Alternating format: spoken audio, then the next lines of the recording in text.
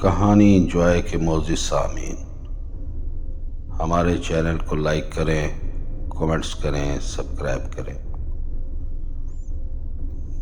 آج پیش امام صاحب کے پاس محلے والے ان کے بیٹے اسلم کی پھر شکایت لے کر آئے۔ پیش امام صاحب نہایت شریف انسان تھے۔ کافی عرصے سے وہ مسجد کی خدمت کر رہے تھے، مگر ان کا اکلوتا بیٹا اسلم بالکل نالائق تھا۔ اسے جنات کو قابو کرنے کا بھوت سوار تھا اور جھوٹا پیر بن کر وہ اکثر مسجد میں لوگوں پر دم و درود کیا کرتا تھا۔ اس کے والد صاحب اسے اکثر ان چیزوں سے منع فرماتے، مگر وہ باز نہ آتا۔ محلے والے امام صاحب کی وجہ سے کبھی اسلم کو کچھ نہ کہتے، کیونکہ محلے کی ایک اکلوتی مسجد تھی۔ آخر ایک دن امام صاحب نے تنگ آ کر اسلم کو گھر سے نکال دیا۔ اسلم بہت شاطر اور چلاک لڑکا تھا۔ وہ اپنے ایک دوست کے پاس دوسرے گاؤں چلا گیا۔ وہاں جا کر اس نے کہا کہ میں تمہیں ایک ایسا طریقہ بتاتا ہوں جس سے ہم دونوں کافی مالدار ہو جائیں گے۔ اس کا دوست بھی اسی کی طرح لالچی تھا۔ اس نے کہا اسلم مجھے بتاؤ۔ اسلم نے کہا تم ایسا کرو کہ ایک دن میرے کہنے پر تم اوٹ پٹانگ حرکتیں اپنے گھر میں شروع کر دو، اور میں یہاں دور ایک چھوٹی سی جھونپڑی بنا کر اس میں بیٹھ جاؤں گا، اور تم اپنے گھر والوں کو کہنا کہ مجھے فلاں بابا کو دکھاؤ۔ لوگ مجبوراً تمہیں میرے پاس لائیں گے۔ تمہارے میں جھوٹ بوٹ کا ایک جن ہوگا جو میں نکال دوں گا، اور اس سے آہستہ آہستہ ہم کافی پیسہ بنائیں گے۔ اس کے دوست کو یہ ترکیب بڑی اچھی لگی، اور اس نے عمل کرتے ہوئے اپنے گھر میں ایسی حرکتیں شروع کر دی جیسے اس پر کسی جن یا بھوت کا سایہ ہو۔ اس کے گھر والے کافی پریشان ہو گئے کہ اسے اچانک کیا ہو گیا۔ وہ بار بار یہی کہتا کہ میں اس بابا کو نہیں چھوڑوں گا جو میرے معاملے میں مداخلت کرتا ہے۔ تو لوگوں نے سوچا یہ کون سے بابا کی بات کرتا ہے۔ آخر اس کے گھر والوں نے آس پاس پتہ کیا تو پتہ لگا گاؤں سے باہر ایک چھوٹی سی جھونپڑی میں ایک نوجوان اللہ کی عبادت کرتا ہے اور لوگوں کے دم درود کرتا ہے۔ لوگ اس کے پاس آتے ہیں اور تعویذات لے کے جاتے ہیں۔ وہ اپنے بیٹے کو پکڑ کر اس کے پاس لے گئے اور کہا بابا آپ ہمارے اس بیٹے کو دیکھیں، اس کو کیا مسئلہ ہے؟ تو اسلم نے جو پہلے سے یہ سارا پلان بنایا ہوا تھا، اس نے کہا باہر تشریف رکھیں، میں ابھی اس کے اندر جو موجود جن ہے اسے اپنے قابو میں کر لیتا ہوں۔ اس نے جھوٹ موٹ کا ایک منتر جنتر پڑا اور وہ لڑکا فوراً ٹھیک ہو گیا۔ رفتہ رفتہ اس گاؤں میں اسلم کی کافی شہرت بن گئی، اور لوگ اس کے پاس اپنے مسائل لے کر آنے لگے۔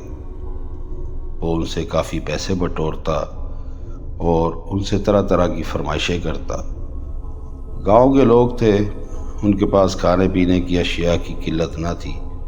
وہ کبھی اسے دیسی گھی دے جاتے، کبھی دودھ، کبھی گندم۔ غرض اسلم بڑا خوش تھا۔ اسلم کی موج لگ گئی اور جھوٹا پیر بن کر وہ لوگوں کو لوٹنے لگا۔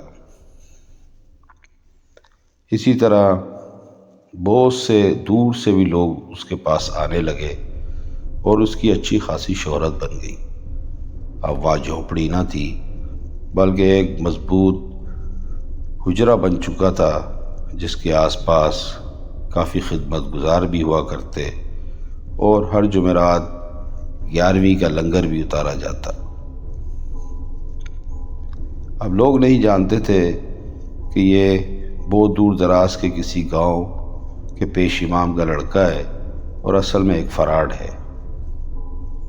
اس کی حقیقت لوگ کو معلوم نہ تھی اور وہ اندھا دھن رائس العقیدہ ہو کر اس کی باتوں میں آ جاتے اور وہ جو کہتا وہ کرتے۔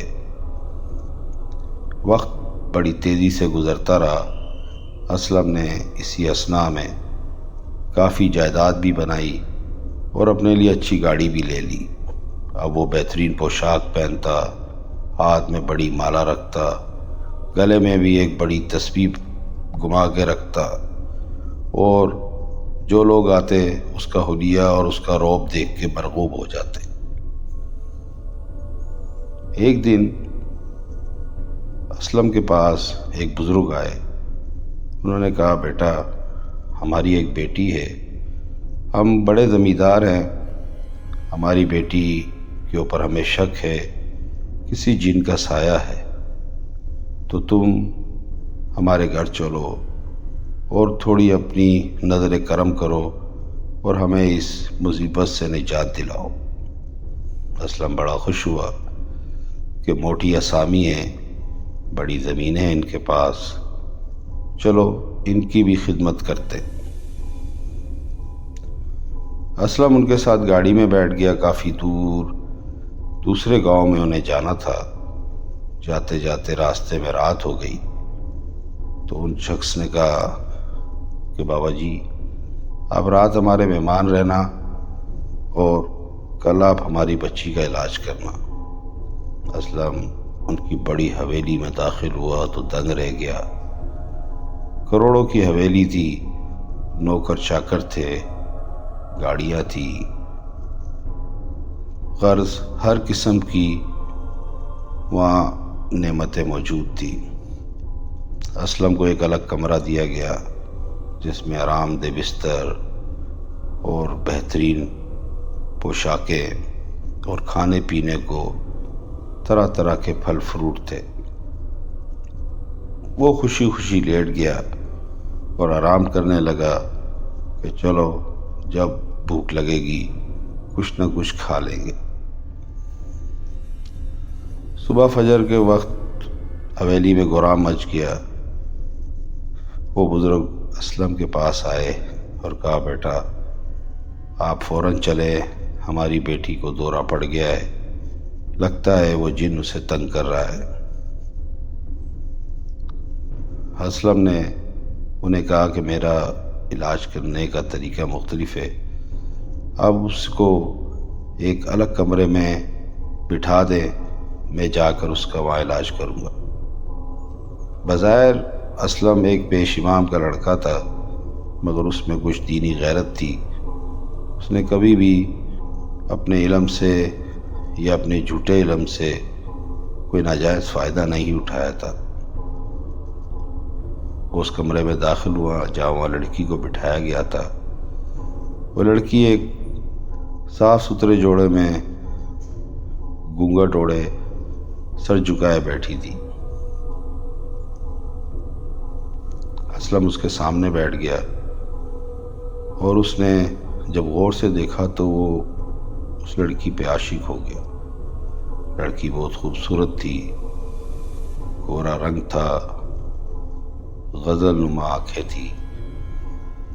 وہ اس کے حسن میں ایسا گرفتار ہوا کہ کچھ دیر تک اسے دیکھتا رہا۔